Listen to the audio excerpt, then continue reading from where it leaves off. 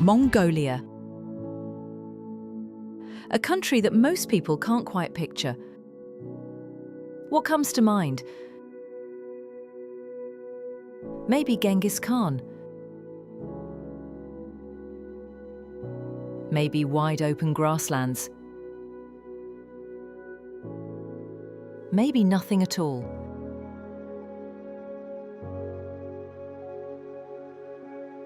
That's exactly what made me want to see it for myself.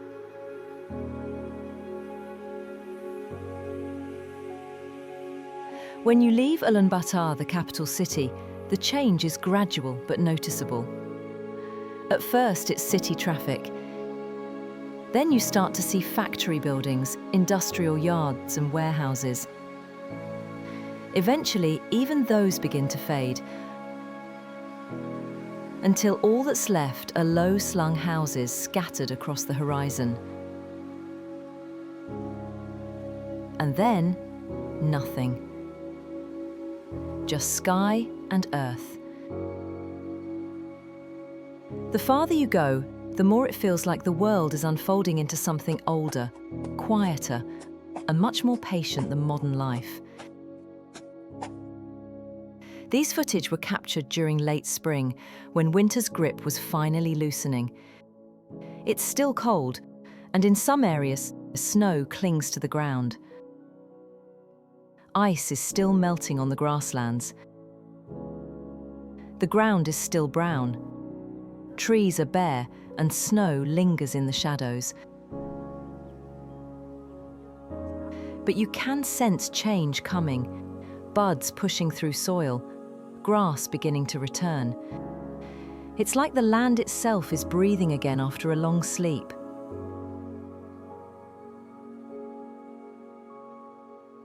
Somewhere in this vast in-between season stands the Genghis Khan statue complex. Even from far away, it looks surreal.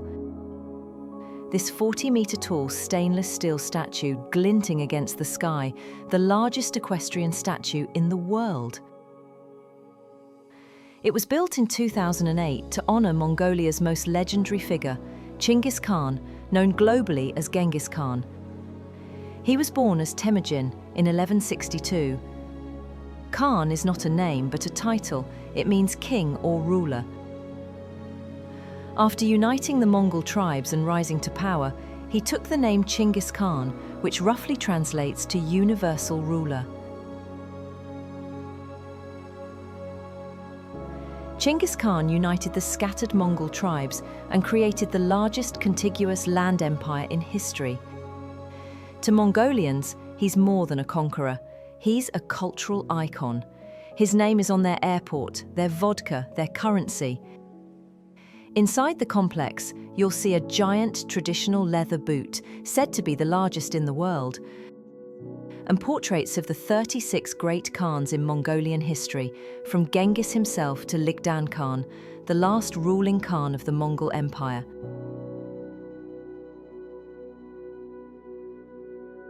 There are also a few souvenir stores inside the complex filled with locally crafted goods. If you're into leather goods, you'll find the prices here very reasonable.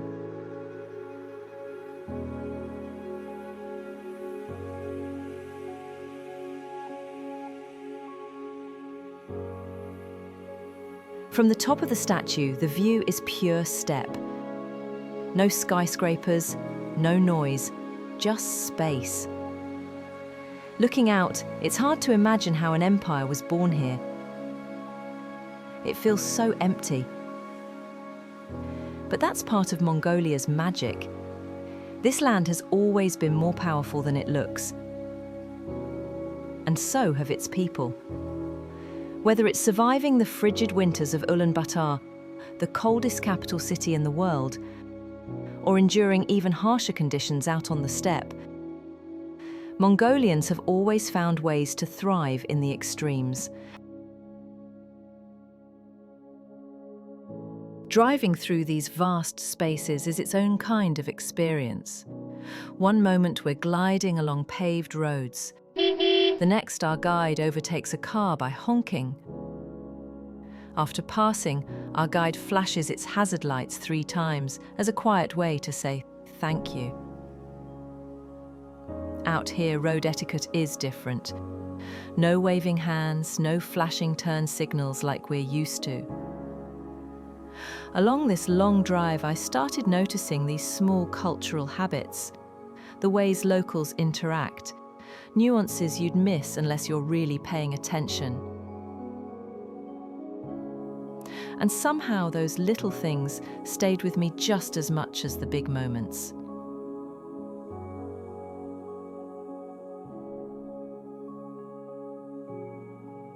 We watched a cultural performance, one of the most powerful I've seen.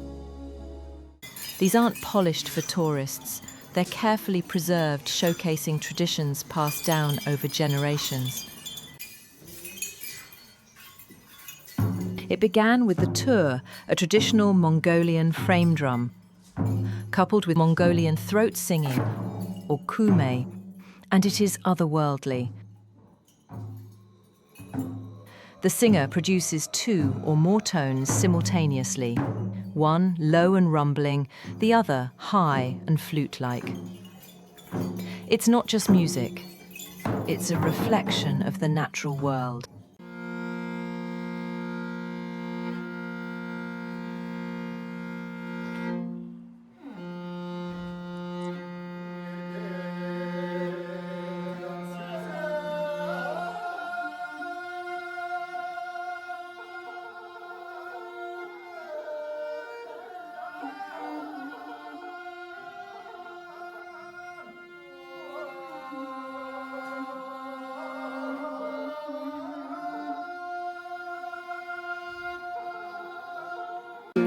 Mongolian dance, too, is deeply expressive. Hand, shoulder and leg movements represent the daily life of herders, milking cows, cooking, hunting, household chores, and even spiritual traditions tied to different ethnic groups.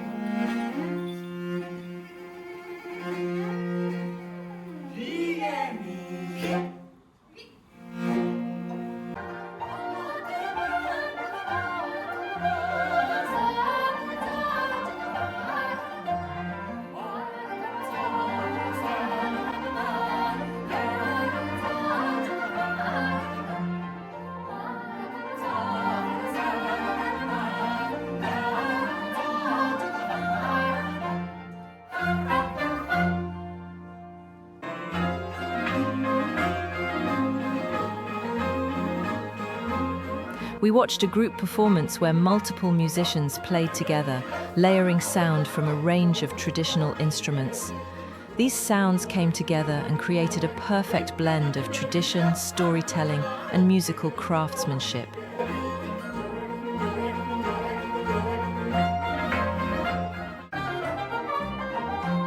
Later, they played a medley of famous Western songs, using only traditional Mongolian instruments.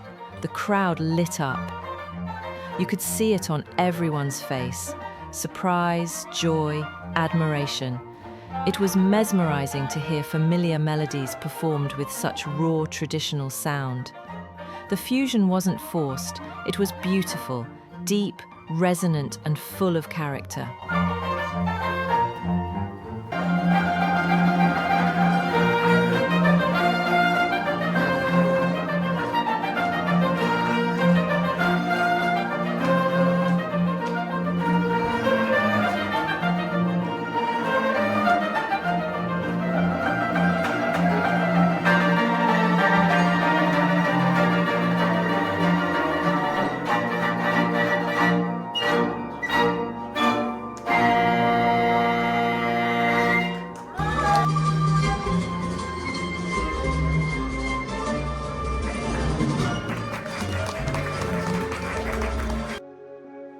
We continued heading west.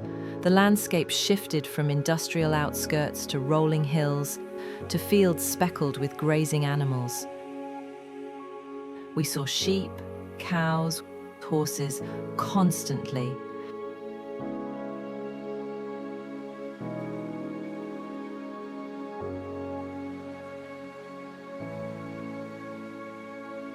It was so beautiful, we couldn't help but stop the car again and again just to take it all in.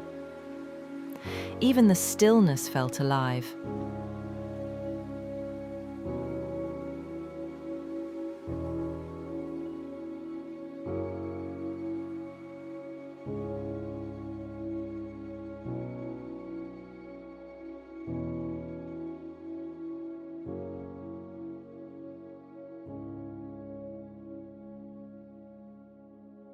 Somewhere between the silence and the space, our guide introduced us to the Hu, a Mongolian folk metal band that blends traditional instruments and throat singing with heavy rock.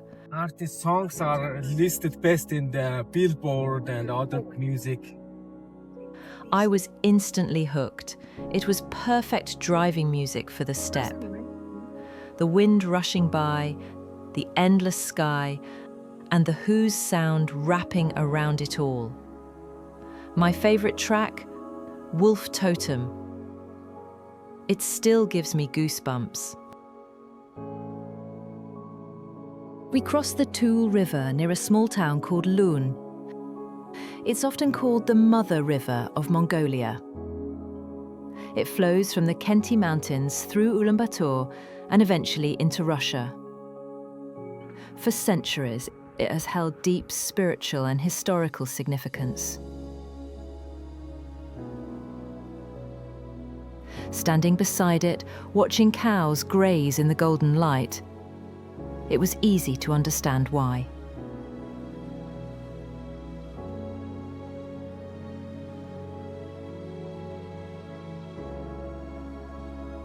We took a break at a modern rest area after a 3-hour drive. A convenience store, restaurant, even a hotel. I was surprised by how well stocked the store was. For a country known for its ruggedness, these small comforts are more common and better prepared than I had imagined. Driving in Mongolia is a journey in itself. Once you leave Ulaanbaatar, paved roads become rare. Most roads are gravel or dirt with very few road signs. Navigation can be tricky, which is why joining a local tour is highly recommended.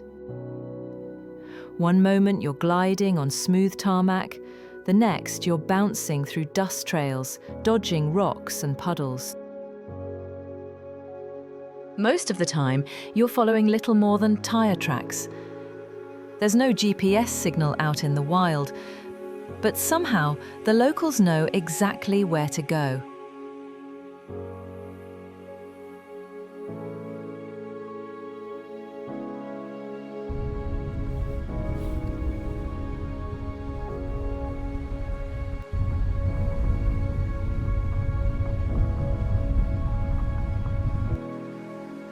Sometimes you see snow melting across the steppe. Other times, it's the bright green of spring pushing through the brown. Horses grazing near yurts, yak herds wandering past rivers, nomadic families tending their flocks.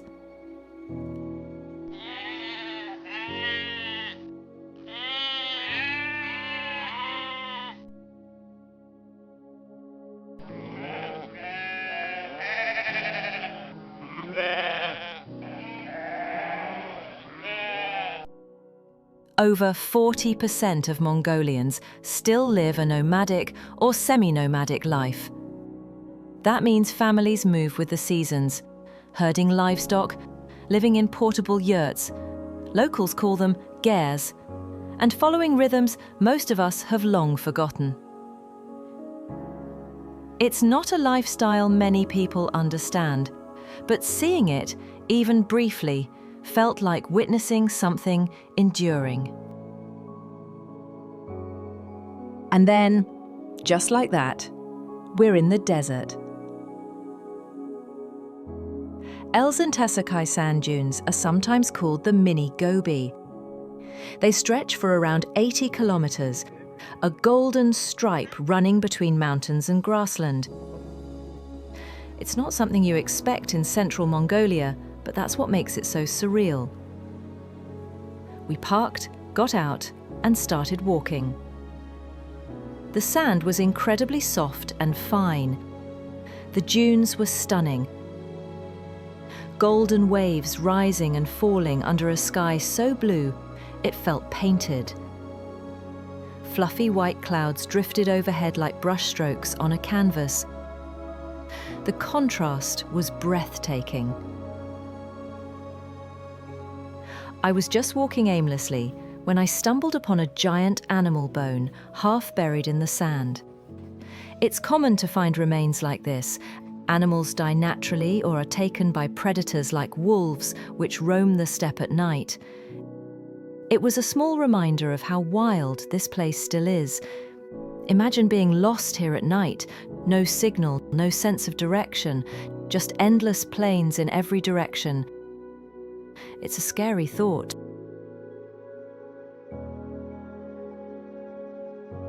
There were moments on this trip when I wondered what it would be like to grow up out here.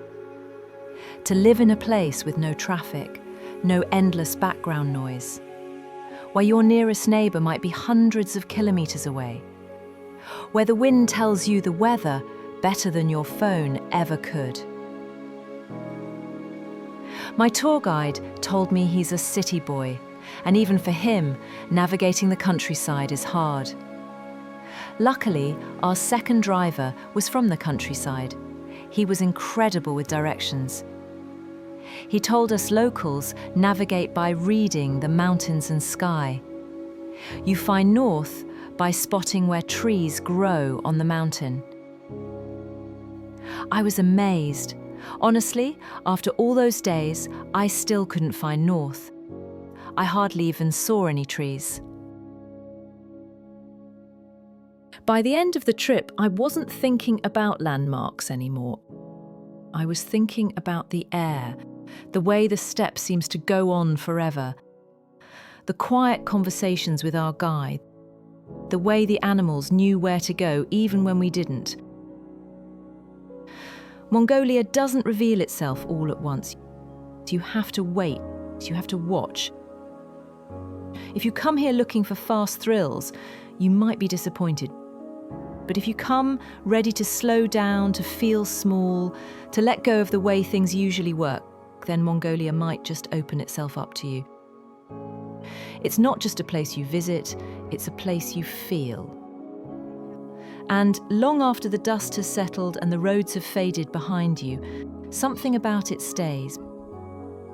Maybe it's the wind or the stillness, or the people who call this land home, or maybe it's something I can't explain. Something I'll take with me as we visit a nomadic family next, and try to understand what it really means to live in harmony with the land.